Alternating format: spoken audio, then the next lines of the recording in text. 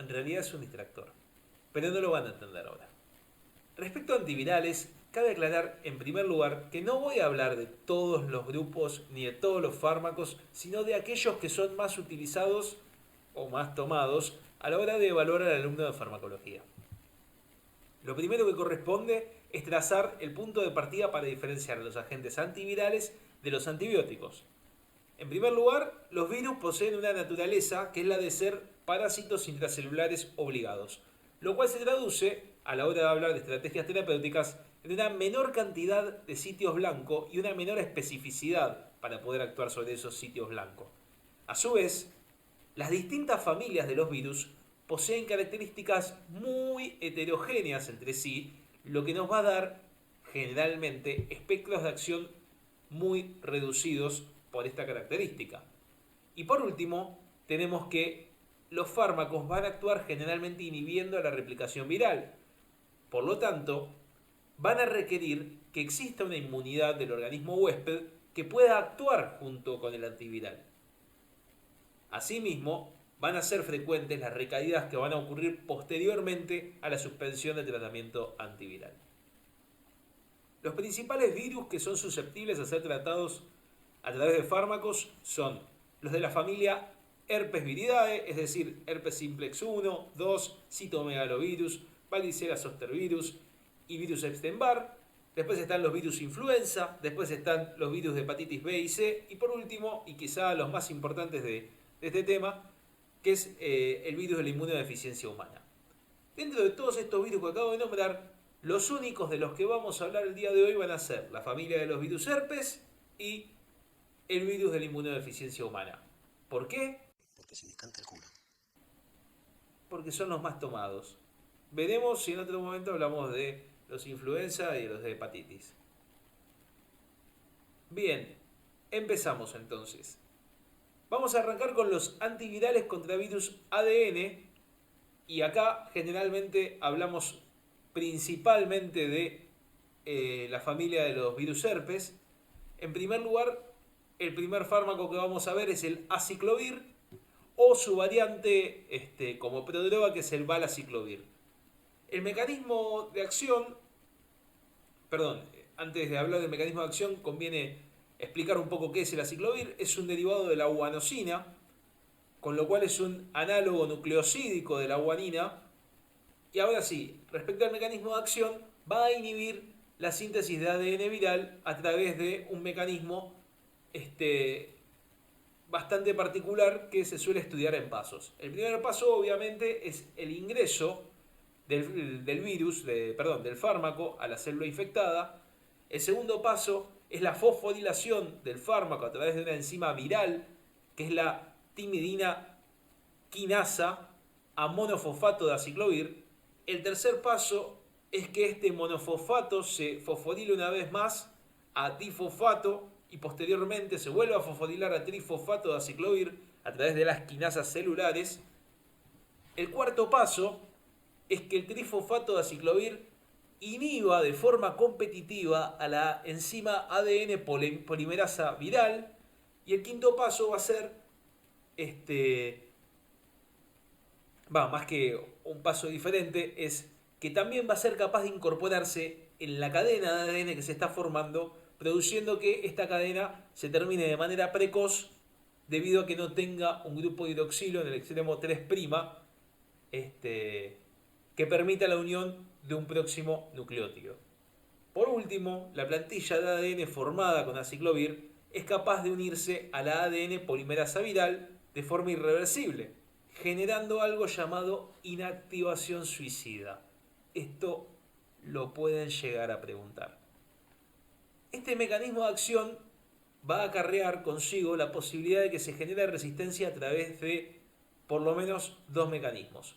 Uno es la disminución de la cantidad de enzima o de la afinidad de la enzima timidina quinasa. El otro es la disminución de la afinidad del trifosfato de aciclovir por la ADN polimerasa viral. Bueno, a mí no me gusta hablar de farmacocinética, pero pese a que no soy partidario de dar este tema, porque es información que generalmente se aprende de memoria y por repetición, En este caso es bastante simple, así que en resumen podríamos decir que se administra por vía oral, tiene una baja biodisponibilidad en el caso del aciclovir, lo cual se diferencia en el caso del valaciclovir, que va a tener una buena biodisponibilidad oral. También se puede dar el aciclovir por vía tópica o endovenosa. Tiene una buena distribución tisular, pese a que se una poco a las proteínas plasmáticas, y va a tener una eliminación por vía renal. Ahora quizá lo que más me importa a mí en lo particular, que son los efectos adversos. Los más importantes son la insuficiencia renal aguda, que se produce por una nefritis intersticial o por una nefropatía por precipitado de cristales. Se recomienda no dar, no coadministrar con otros nefrotóxicos, es decir, hay que tratar de no darlo junto a vancomicina, aminoglucósidos, etc. Y también hay que evitar que la infusión de aciclovir por vía endovenosa ocurra demasiado rápido, es decir, en menos de una hora. Otro efecto adverso bastante característico es la neurotoxicidad, que se expresa como un síndrome extrapiramidal y una disminución del umbral convulsivo. Y también tiene otros efectos adversos quizá no tan característicos como la diarrea, los exantemas o la cefalea. La indicación de este antiviral es generalmente para tratar infecciones producidas por virus herpes simplex 1 y 2 o virus varicela zoster o alguna que otra infección por Epstein-Barr que requiera tratamiento antiviral. Si se fijan, hay uno que quedó afuera. Y el que quedó afuera lo vamos a ver junto con este fármaco que es el ganciclovir y el valganciclovir. En el caso del nombre es lo mismo que pasaba con el aciclovir. El valganciclovir es la forma administrada por vía oral como prodroga, que va a tener una mejor biodisponibilidad oral que el ganciclovir. Al igual que el aciclovir, el ganciclovir es un análogo nucleosídico de la guanina. Tiene un mecanismo de acción muy parecido al aciclovir, con una pequeña diferencia, que es la de que no es capaz de producir la terminación precoz de la cadena de ADN debido a que posee un grupo hidroximetilo en su extremo 3', y por ende el espectro y los mecanismos de resistencia son muy parecidos a los que tenía el aciclovir, porque el mecanismo de acción es muy parecido. Con respecto a la farmacocinética, la principal vía de administración va a ser endovenosa, aunque se puede dar con vía oral con una biodisponibilidad muy variable, que esto se puede contrarrestar un poco si en vez de usar ganciclovir usamos valganciclovir. Y se considera que en el interior de la célula tiene una vida media alta, por ende se podría dar en monodosis. En cuanto a los efectos adversos, nos vamos a encontrar que lo más característico en este caso va a ser la mielosupresión o mielotoxicidad, como lo quieran decir, que se va a expresar como neutropenia y trombocitopenia. A su vez, al igual que el aciclovir, va a ser capaz de generar neurotoxicidad. Y en cuanto al resto de los efectos adversos que puedan aparecer, es frecuente observar flebitis durante la administración endovenosa, y con alguna menor frecuencia hay hipoglucemias, hepatotoxicidad y algún que otro efecto adverso oftalmológico medio bizarro, como el desprendimiento espontáneo de retina o la hemorragia vítrea. Generalmente se usan en casos de infecciones por citomegalovirus, que pueden ser, por ejemplo, una retinitis o una hepatitis. Hay que estar atentos más que nada a pacientes trasplantados, que son inmunosuprimidos y que pueden llegar a aparecer estas infecciones por citomegalovirus, que una persona inmunocompetente no debería generarle nada. Después tenemos al foscarnet, que es un análogo del pirofosfato. Se suele reservar más que nada para infecciones por virus de ADN resistentes a los análogos de guanina. En cuanto al mecanismo de acción, va a actuar bloqueando de manera reversible el sitio de unión de la ADN polimerasa viral al pirofosfato e inhibe la separación de los nucleótidos trifosfatados y del pirofosfato. También posee efectos sobre las transcriptasas reversas, pero esto no es importante para pensarlo como un antirretroviral, sino que puede ser más importante como una posible pregunta que pueda llegar a aparecer en un examen de elección múltiple. Dentro de los efectos adversos encontramos que los más frecuentes, más que frecuentes, los más característicos son la nefrotoxicidad, la neurotoxicidad, igual que los otros dos, la anemia y las alteraciones hidroelectrolíticas. Bueno, este esquema, yo juro que en el momento que hice la clase por primera vez lo entendía. Esto debe haber sido hace unos 4 años. Si no me equivoco, esto sería una representación muy esquemática del paso que inhibe el Foscarnet. Pero puede que me esté confundiendo y que algún alumno que me haya escuchado dar la clase hace 4 años me diga, no, esto no es así. Pero bueno, ahora sí, vamos al tema que los alumnos más cuelgan en Farmacología 2 después de antiparasitarios y antimicóticos, que son una verga, obvio. Pero bueno, dentro de los que más se cuelgan, también es de los más tomados que son los antirretrovirales. El problema que hay con antirretrovirales es que muchas veces intentamos estudiar o leer el tema sin hacer el correcto repaso microbiológico del virus, como para poder entender, a grosso modo, el mecanismo de acción de los antirretrovirales. Va a ser obligatorio tener una noción básica del ciclo vital del virus de la inmunodeficiencia humana. El ciclo vital del HIV es bastante sencillo. Hay que hacer un poco de memoria nada más. Ingresa en primer lugar el virión a la célula huésped. Este virión carga su material genético en formato de ARN. El segundo paso sería que la transcriptasa reversa o retrotranscriptasa Va de retro, Satanás, que llena de niños estás. crea una cadena complementaria de ADN dando lugar a un complejo genético ARN-ADN. Luego, el ARN del complejo es degradado por una ARN-asa y sustituido por una cadena de ADN, originando una doble cadena de ADN. Luego aparece una integrasa que incorpora el ADN viral al ADN huésped.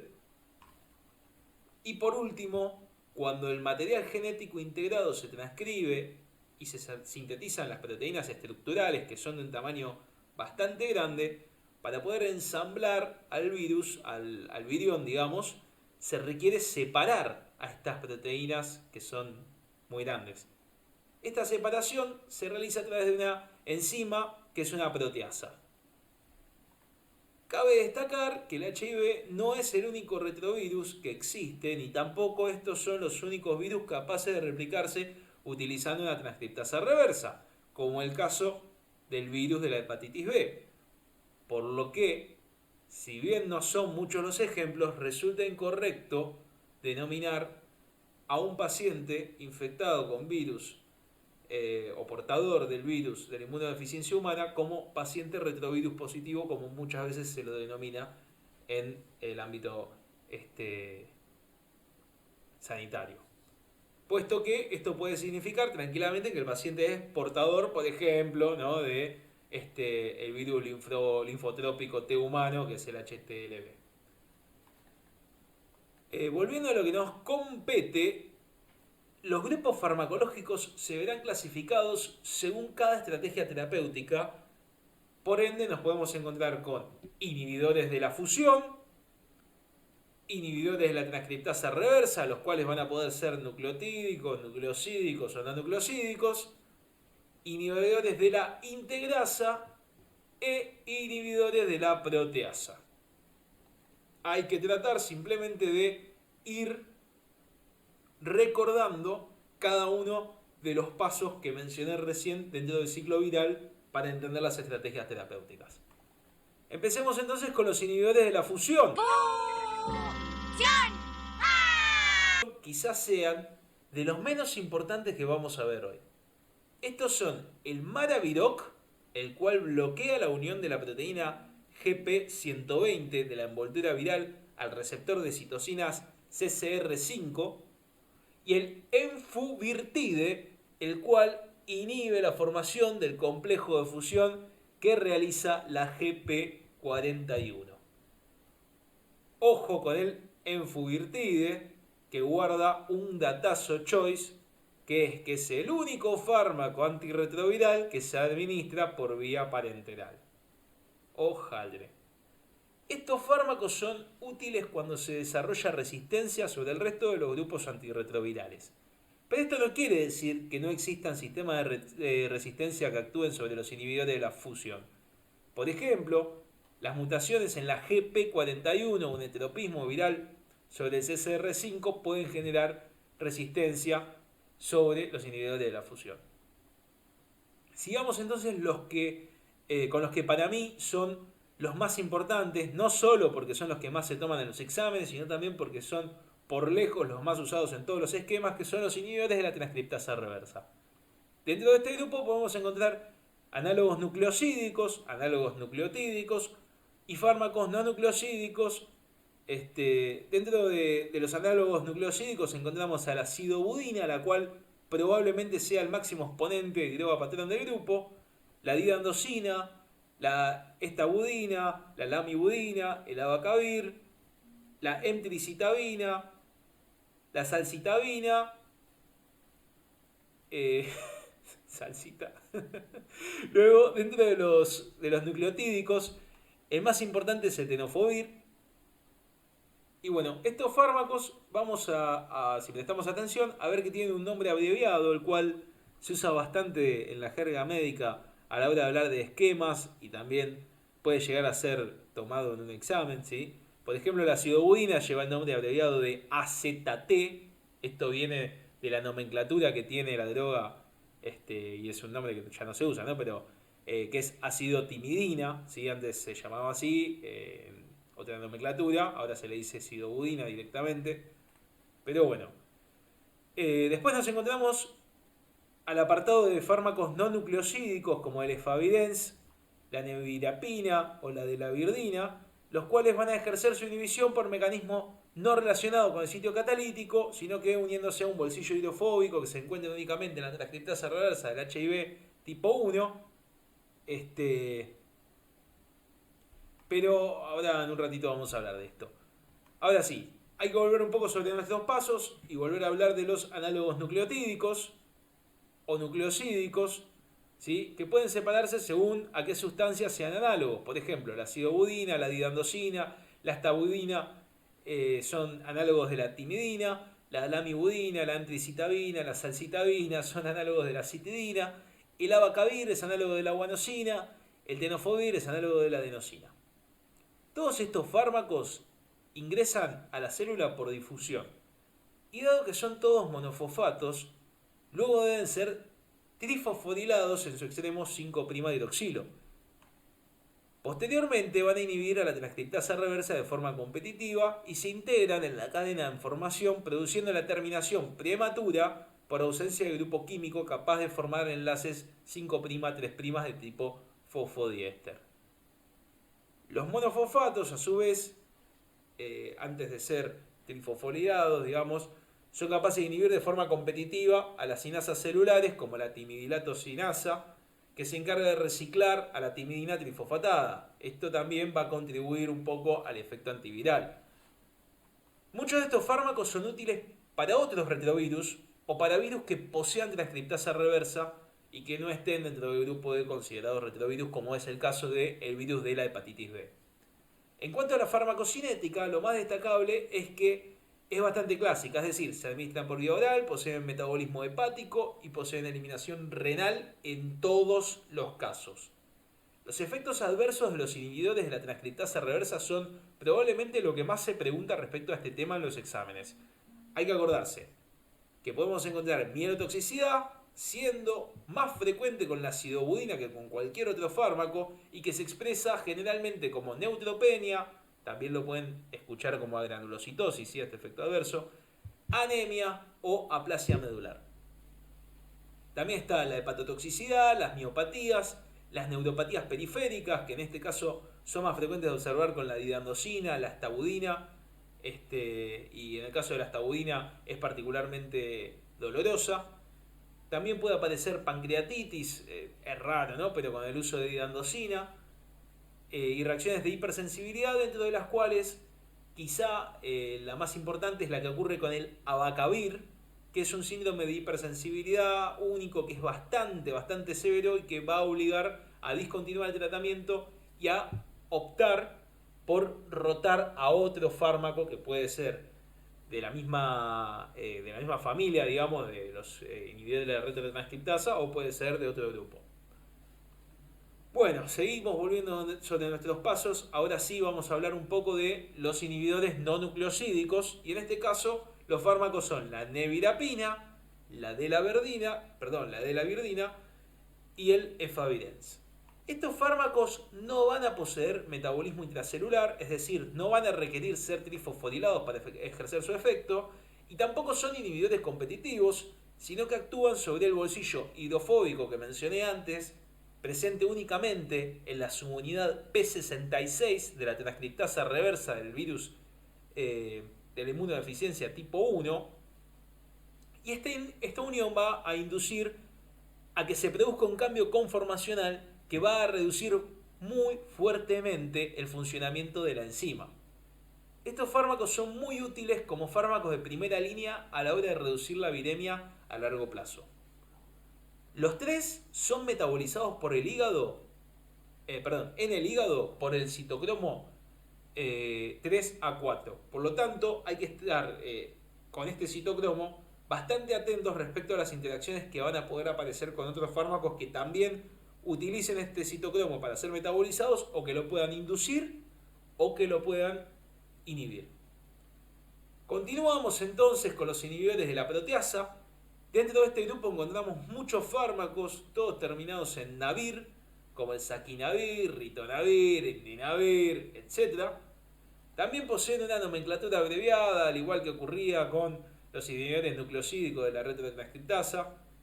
Y estos fármacos nunca, jamás se dan solos. Siempre tienen que estar asociados a otro grupo de antirretrovirales debido a la alta tasa de aparición de resistencia que tienen. El mecanismo de acción se va a basar en la inhibición de la aspartato proteasa, que se requiere para el correcto ensamblaje y maduración del virión, que era lo que les mencionaba antes cuando hablábamos del ciclo viral, siendo efectivos contra ambos tipos de VIH, es decir, tanto el tipo 1 como el tipo 2. Estos fármacos son inhibidores del citocromo 3A4, así que hay que tener cuidado, hablando de interacciones, ¿no? Siendo los que más lo van a inhibir el ritonavir, el lopinavir, el darunavir y el tipranavir.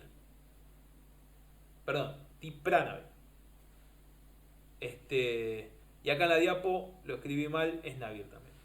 Dentro de los eventos adversos vamos a encontrar, dentro de lo más característico, aumento de la resistencia a insulina, con consecuente hiperglucemia o una auténtica diabetes farmacológica, dislipemias, lipodistrofias, hepatotoxicidad y prolongación del intervalo QT.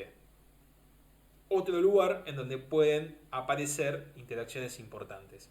Si uno empieza a juntar fármacos que prolonguen el intervalo QT, podemos terminar, obviamente, en una taquicardia ventricular, en torsión de puntas y eventualmente en la muerte. Finalmente nos van a quedar los inhibidores de la integrasa. Estos son raltegravir, el elvitegravir, el dolutegravir. Si se fijan, todos terminan en gravir. Suena casi como integravir, integrasa. Nada, un datazo. De nada, Actúan inhibiendo a la enzima que va a integrar precisamente al ADN viral con el ADN huésped, por lo que son eficaces contra ambos tipos de virus. La resistencia va a aparecer obviamente cuando se expresen mutaciones en esta enzima.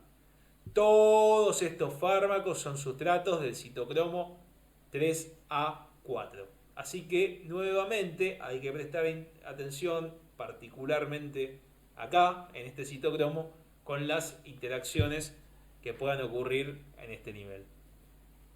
Respecto a los efectos adversos, los más frecuentes son gastrointestinales y de tipo asténico, aunque pueden aparecer miopatías con marcadores séricos de daño muscular como el aumento de la CK, o incluso pueden aparecer marcadores de rabdomiólisis como mioglobinuria, ¿sí? Pero eso es un poco más raro eso. Bueno, esto sería todo lo referente a antivirales. Obviamente, como dije previamente, hay un montón de fármacos de los que no hablé, como el oseltamivir, que se usa un montón. Pero bueno, estos son los más tomados. Eh, no les voy a decir que son los más usados, sí lo son, pero bueno, los Celta se usa bastante también. Qué sé yo, de estos fármacos de los que no hablé, algún día hablaré de ellos, no sé, quién sabe. Bueno, nos vemos pronto. Ah, un, dos, tres. Esto en realidad es un distractor, pero no lo va a entender. Uy, Dios. ¡Sacate la papa de la boca! Bueno. Capitulón. Oye, pensándolo bien, creo que sí. Ah, pero es que ella no cuenta con el gran poder del jefe de la policía. ¿Dónde diablos puse mi insignia? Ah, ese pato la tiene. Wow. A ver. No. Esto en realidad es un distractor, pero no lo van a entender. Respecto a antivirales, cabe aclarar en primer lugar que no voy a hablar de todos los grupos, ni de todos los fármacos, ni de todos... ¿Por qué invento? ¿Por qué invento? Si no dice esto. Ay, qué pibe con problemas mentales, Dios mío. Ay, Dios. Bueno, vamos a probar una vez más.